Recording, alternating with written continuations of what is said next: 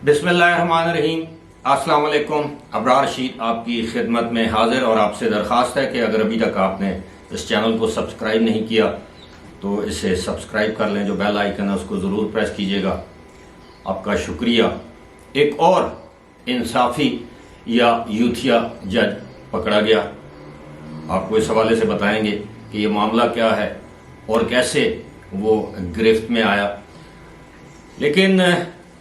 आपके साथ ये भी शेयर करना है कि तकरीबन 7 साल के बाद पनामा पेपर्स का जो स्कैंडल है उसका जो केस है सुप्रीम कोर्ट में ज़ेरे समाअत था, मुलतवी था, उसको दोबारा खोला गया है। इसमें कितने अफराद मज़ीद शामिल हैं, क्यों इसे दोबारा खोला गया है। उस वक्त पनामा पेपर्स स्कैंडल में सिर्फ एक शख्स को सिंगल आउट किया गया था जिसका नाम मोहम्मद नवाज शरीफ, जो कि उस वक्त वज़ीर आज़म थे, और उनका भी डायरेक्ट नाम नहीं था, उनके साहिबजादे हुसैन नवाज का नाम था। लेकिन बिलाखिर नज़ला और मलबा गिराया गया नवाज शरीफ पर, और वो भी एक अकामा के ऊपर, और अकामा पर अपने बेटे से तनख्वाह वसूल ना करने पर उन्हें ताहयात नाअहल करार दिया गया। अब ये अचानक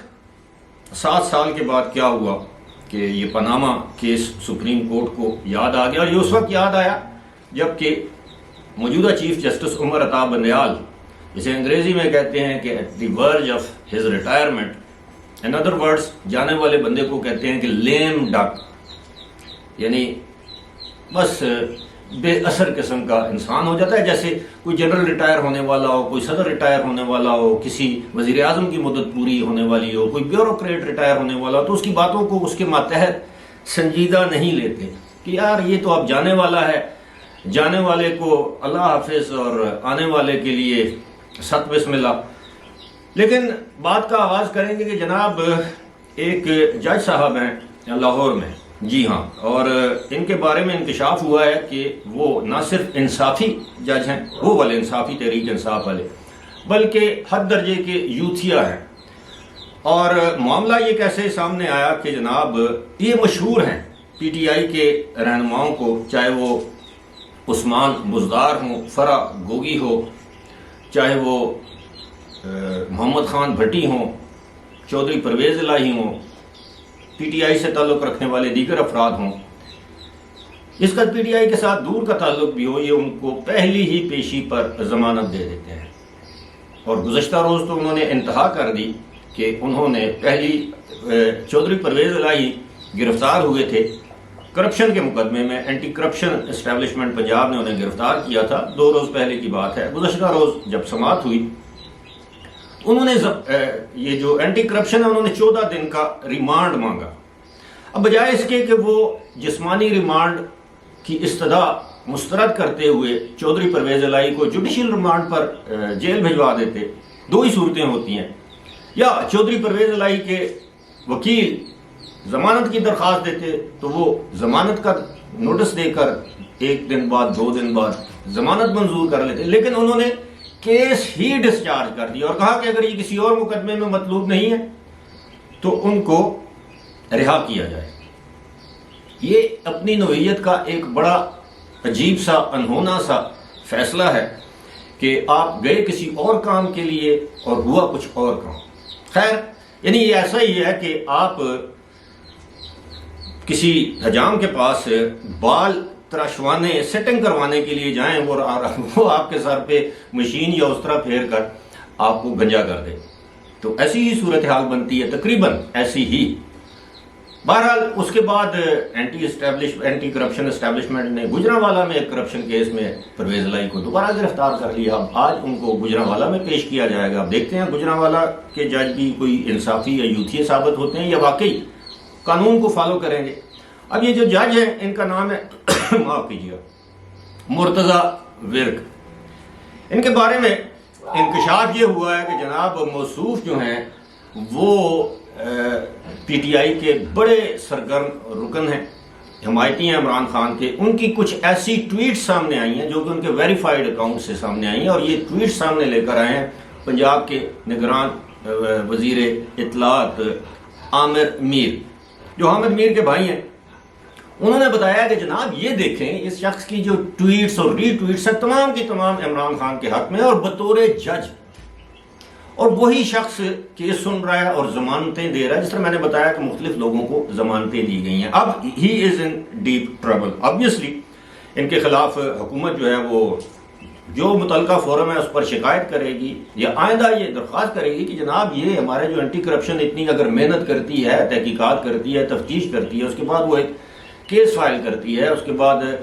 عدالت نے ہی وارنٹ گرفتاری جاری کیے تھے کیونکہ یہ عدالت میں پیش نہیں ہو رہے تھے، اور ان وارنٹس کے تحت جب ان کو گرفتار کیا گیا، وارنٹ یہ تو قانونی ایک معاملہ ہے، اور ان کو عدالت نے بجائے جوڈیشل ریمانڈ پر بھیجنے کے یا جسمانی ریمانڈ دینے کے انہیں ان کا کیس ہی ختم کر دیا۔ چلے جی، اب یہ معاملہ تو ظاہر ہے کیونکہ جب جو نچلی جیسے کہتے ہیں نا اپنا لوور جوڈیشری، سول جج، سینئر سول جج، ڈسٹرکٹ اینڈ سیشن جج، جب یہ دیکھتے ہیں کہ ہماری اعلیٰ عدلیہ میں، ہائی کورٹس میں کیا ہو رہا ہے، ہمارے اس سے بھی اعلیٰ عدلیہ جیسے ہم عدالت عظمیٰ کہتے ہیں، وہاں پر کیا ہو رہا ہے، ججز پر کیا کیا الزامات لگ رہے ہیں، ججز پر ٹرکوں مطلب ٹرک لینے، ٹرک آپ سمجھتے ہیں، بتا چکے ہیں ہم آپ کو کئی مرتبہ کہ وہ ٹرک 1 ارب کو کہتے ہیں۔ تو جب اربوں کا معاملہ آ جائے، اربوں کے ساسے آ جائیں، ان کے اہل خانہ کی آڈیو ٹیپس آ جائیں، تو جب وہ دیکھتے ہیں کہ جی اوپر یہ ہو رہا ہے تو نیچے تو شروع سے یہ ہو رہا تھا، تو اب یہ کھل کے یہ سب کچھ کر رہے ہیں۔ گزشتہ روز بھی میں نے 1-2 ویڈیوز میں آپ کو حوالہ دیا تھا کہ ایک سیشن جج نے کس طرح ملی بھگت سے پی ٹی آئی کے رہنماؤں کو ایک سہولت دی اور بالآخر تبادلہ کیا گیا۔ جج کا یہی ہو سکتا ہے، تبادلہ ہو سکتا ہے یا ان کے خلاف انکوائری ہوگی، لیکن ایسے جو جج صاحبان ہیں ان کے اوپر ایک داغ لگ جاتا ہے، وہ پھر جس عہدے پر ہیں اس سے اگلے عہدے پر نہیں جا سکتے، یعنی ان کی ایلیویشن جو ہے وہ ناممکن ہو جاتی ہے، یعنی وہ اسی عہدے سے ریٹائر ہوں گے یا جبری ریٹائر کر دیے جائیں گے یا نوکری سے نکال دیے جائیں گے۔ آج لاہور ہائی کورٹ کے چیف جسٹس اگر پی ٹی آئی کے حامی ہیں مبینہ طور پر، جس طرح کی خبریں آتی ہیں، تو کل کوئی اور ہوگا۔ اب آتے ہیں پاناما پیپرز کی جانب۔ آپ کو یاد ہوگا کہ پاناما پیپرز میں میاں نواز، یہ جماعت اسلامی کے جو امیر ہیں سراج الحق، وہ سپریم کورٹ میں گئے تھے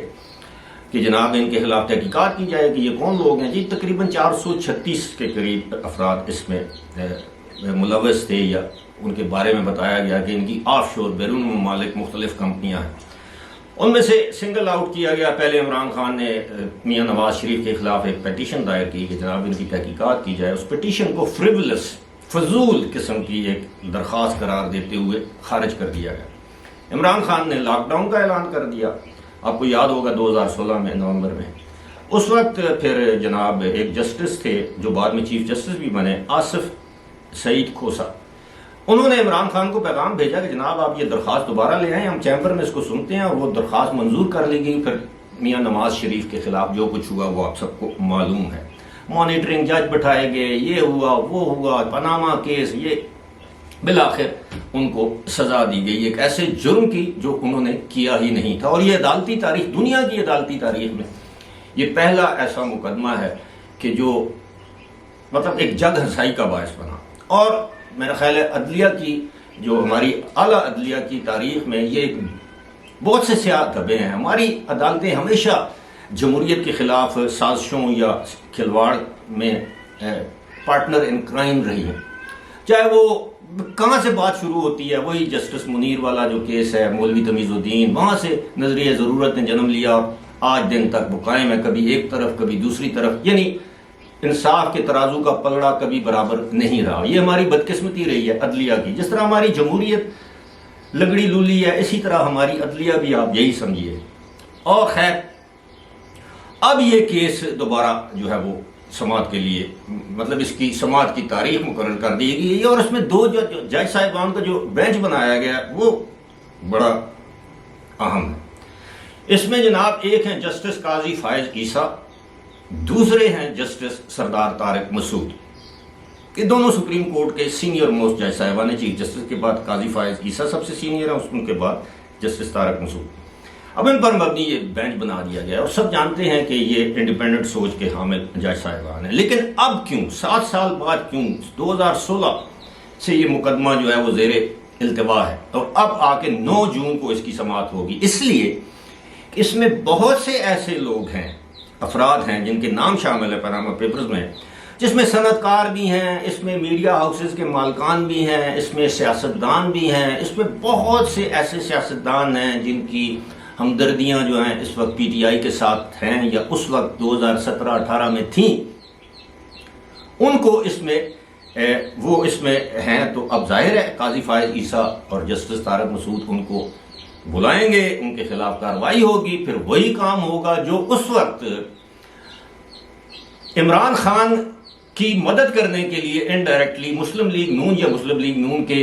سربراہ نواز شریف یا اس وقت کے وزیر اعظم نواز شریف کے خلاف کارروائی کی گئی، اب وہی کارروائی دہرائی جائے گی عمران خان کے حمایتی مسلم لیگ نون کے مخالف، اور وہ اس کا بالواسطہ یا بلا واسطہ جو فائدہ ہے وہ پی ڈی ایم اور پاکستان پیپلز پارٹی کو ہوگا۔ اس میں کوئی شک نہیں کہ اس میں دیگر ایسے لوگ بھی شامل ہیں جن کا تعلق پی ڈی ایم کی جماعتوں سے بھی ہے، پاکستان پیپلز پارٹی کے ساتھ بھی ہے، انڈسٹریلسٹ ہیں، مختلف سیاسی جماعتوں کے ساتھ ان کی ہمدردیاں یا وابستگیاں ہو سکتی ہیں، لیکن یہ بڑا معنی خیز ہے کہ اب پاناما پیپرز کا جو کیس ہے اس کو 7 سال کے بعد دوبارہ سماعت کے لیے وہ اس کی وہ ڈیٹ دی گئی ہے، لیکن یہ بھی ہمارے لیے ایک لمحہ فکریہ ہے کہ 7 سال تک عدالت عظمیٰ ایک کیس پر بیٹھی رہی، اور اب اس کیس کو جب اچانک آپ اس کیس کو لگا دیں گے تو پھر لوگوں کی وہ کیا کہتے ہیں بھویں بھی اس طرح ہوں گی، اور پھر انگلیاں بھی اٹھیں گی، لوگ سوالات بھی اٹھائیں گے۔ بہرحال دیکھتے ہیں 9 جون کے بعد کیا ہوتا ہے۔ فی الحال مجھے دیجیے اجازت، خدا حافظ۔